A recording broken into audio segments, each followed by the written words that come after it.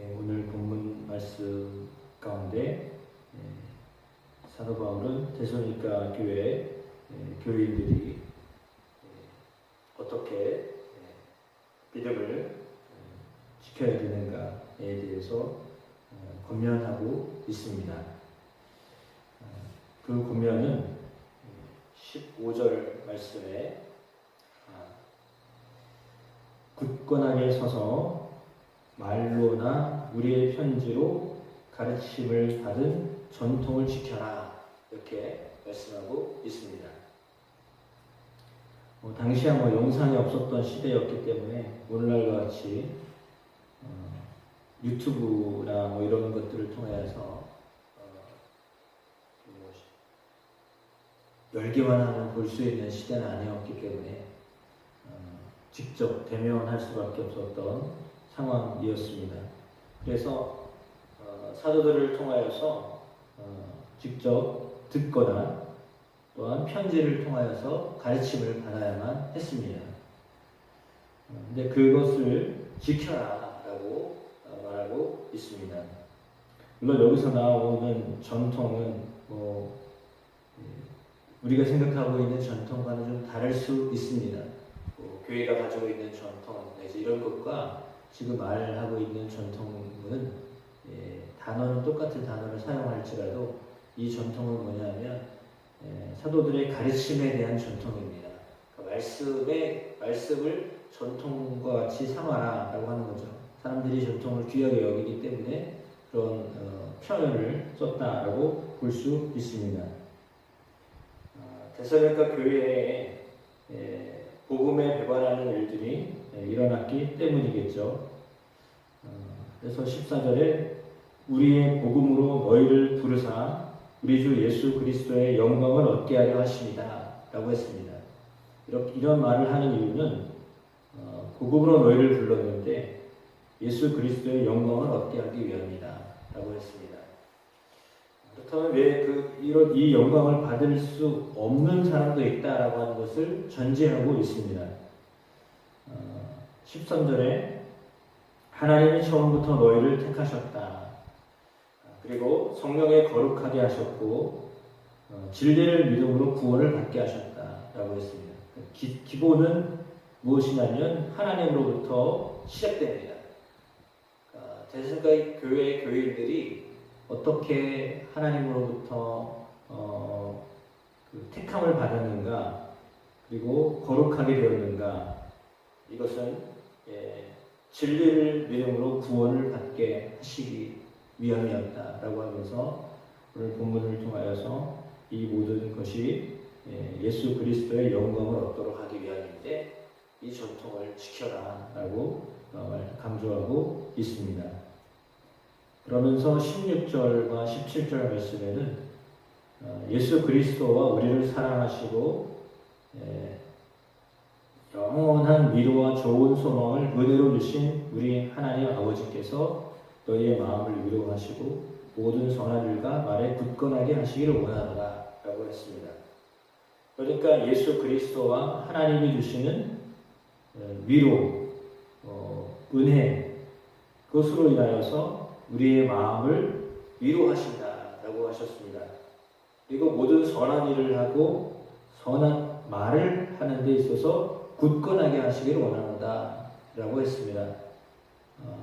그리고 오늘 본문 가운데 나와 있는 것처럼 진리가 아닌 것들로 인하여서 교회가 혼란스럽기도 했습니다. 그런 혼란 속에서도 그래도 이렇게 서 있는 교인들을 바라보면서 하나님이 너희들을 당신들을 위로하십니다. 위로라고 하는 단어를 2번 반복했습니다. 하나님이 위로하십니다. 마음을 위로하시는데 영원한 위로라다라고 했습니다. 그리고 좋은 소망을 은혜로 주신다라고 했습니다. 우리 가운데 힘들고 어려운 가운데 하나님 주시는 영원한 위로와 좋은 소망을 하나님께서 우리에게 허락하십니다. 그래서 그 위로로 인하여서 또한 여전히 선한 일을 하고 또 선한 말에 굳건하게 하도록 우리를 이끌어 주신다라고 하는 것이죠. 그러니까 우리가 선한 일을 하거나 선한 말을 할 수 있는 그것도 또한 역시 하나님이 주시는 은혜 가운데 할 수 있게 된다라고 하는 거예요. 그러니까 물론 의지적으로 선한 일을 하고 선한 말을 하고 하겠다라고 하지만 그것에 대한 근원은 어디서 오는 것이냐? 사람에게서 오지 아니하고 하나님 아버지 우리에게 위로를 주시고 우리에게 소망을 주시는 하나님께로부터 온다라고 하는 겁니다. 그러니까 교회를 향하여서 바울이 계속 강조하는 것은 뭐냐면 하나님이 선택하셨고 하나님이 성령을 통하여서 거룩하게 하셨고 그 하나님께서 우리에게 진리를 듣게 하셨고 전하게 하셨고 그 진리 위에 서게 하셨고 그래서 너희를 굳건하게 하였는데 너희는 그것을 계속 지켜야 된다라고 하는 것입니다. 그러니까 복음 위에서 세워진 성도이기 때문에 하나님이 우리를 세워주셨고 하나님이 그것들을 하게 하셨기 때문에 끊임없이 그 위에 서 있어라라고 하는 것입니다. 다시 말하면 그냥 기초 위에 서 있어야 된다라고 하는 겁니다. 복음 위에 서 있어라라고 지금 그렇게 권면하고 있습니다. 그러니까 기초를 잃어버리면 안 됩니다. 매번 운동하는 선수들이 처음의 기초를 다시 기본으로 생각하고 그걸 반복합니다. 그러니까 어떻게 보면 우리는 예수 그리스도의 복음을 다 아는 사실인데 뭘 그래 라고 하지만 사실 그 기초적인 복음 위에 서 있지 않으니까 흔들리는 겁니다. 하나님이 예수 그리스도를 우리를 위하여서 십자가에 내어주셨다라고 하는 사실을 교회를 오면은 못 들은 사람은 없을 거예요. 아무리 십자가 설교를 안 한다고 해도 1년에 한두 차례 이상 정도는 그 말씀을 들었을 거예요. 매년 들었을 거예요.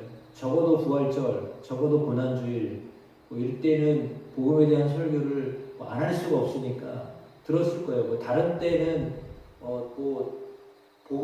복음을 직접적으로 말씀으로 전하지 않더라도 교회에 오면 당연히 1년에 적어도 한두 차례 이상은 복음에 대한 설교를 듣게 되어 있거든요. 그러나 그것이 다 아는 사실인데 뭘 그래. 예수님 날 위해 죽으셨어.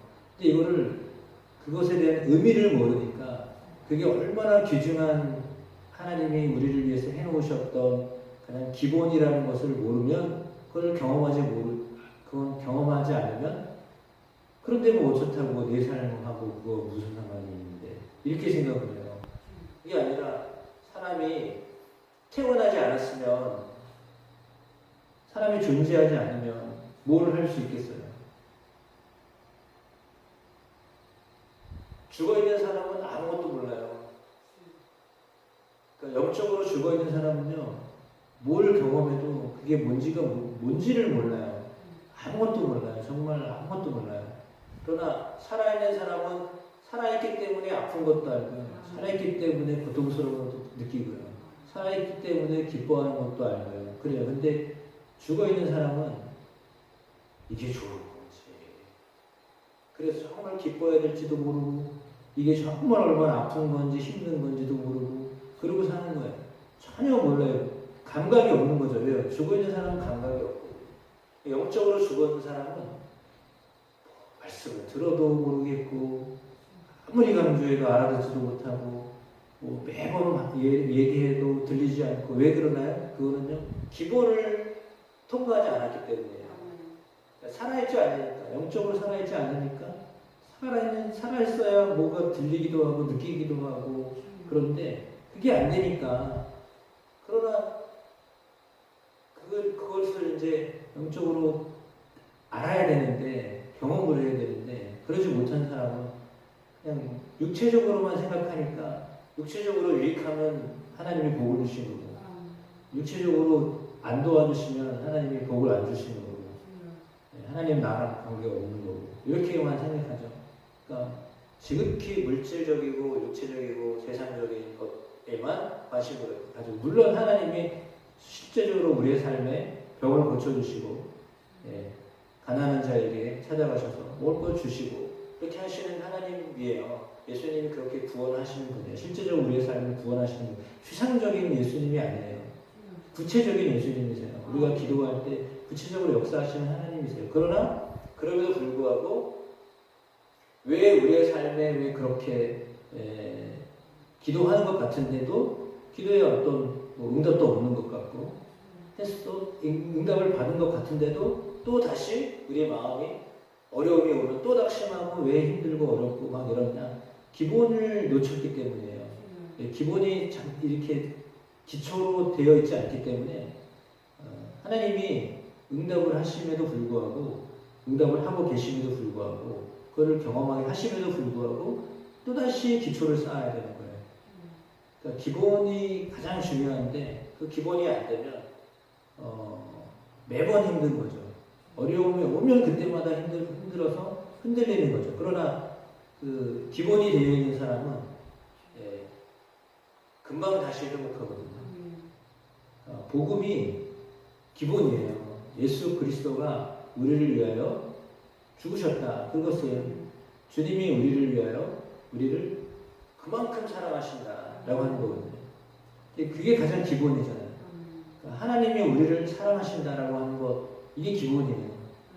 그러니까 하나님이 우리를 사랑하시기 때문에 모든 것을 통하여 우리를 하나님의 자녀답게 만들어 가신다라고 하는 것을 믿으면 되는데, 그렇지 않으면 오는 고난을 통해 하나님 연단하시는 것을 전혀 모르고요.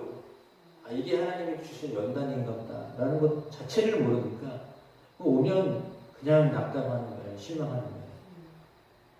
물론 하나님이 뭐 일부러 그렇게 하신다라기보다 우리를 더 복음 위에 서 있도록 하기 위하면, 예수 그리스도와 딱 붙어서 살도록 하시기 위해서 하나님 우리에게 어려움을 허락하시는 건데, 그걸 모르면 이게 그냥 자기가 잘해서 잘 되는 줄 알아요.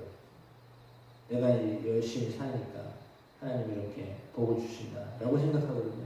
절대 우리가 우리 스스로 위에 서 있으면 안 되고요. 예수 그리스도 위에 있어야 돼요.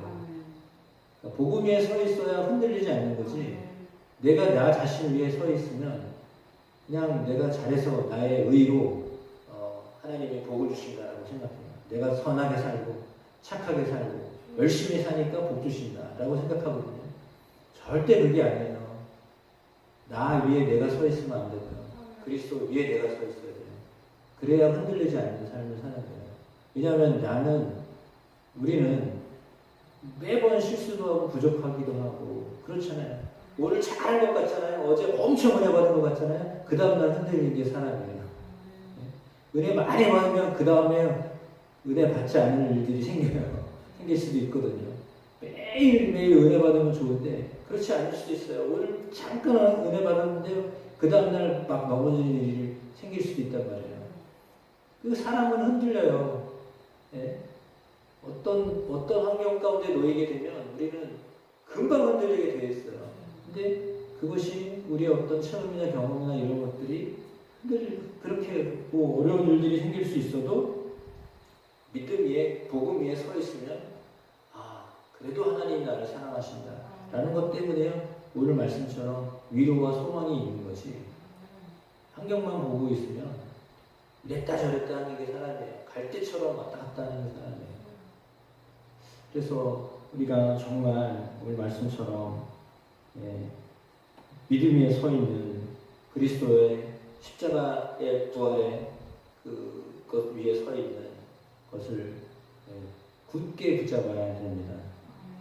그러면 하나님은 우리 속에서 우리를 더욱더 견고한 삶으로 이끌어 주심을 믿습니다. 특별히 영적으로 혼란한 삶을 살수록 더욱 그러합니다. 보십시오. 2절에 우리를 부당하고 악한 사람들에게서 건지시옵소서 하라. 믿음은 모든 사람의 것이 아니니라 라고 했습니다. 믿음이요, 모든 사람의 것이 아니에요. 그러니까 소원은 다 믿었으면 좋은데 다 믿지 못하는 거예요. 정말 마음에서는 누구나 다 믿음을 가지고 살았으면 좋겠는데 그렇지 못하다는 거예요. 모든 사람들이 다 믿지 못하는 게 현실이에요.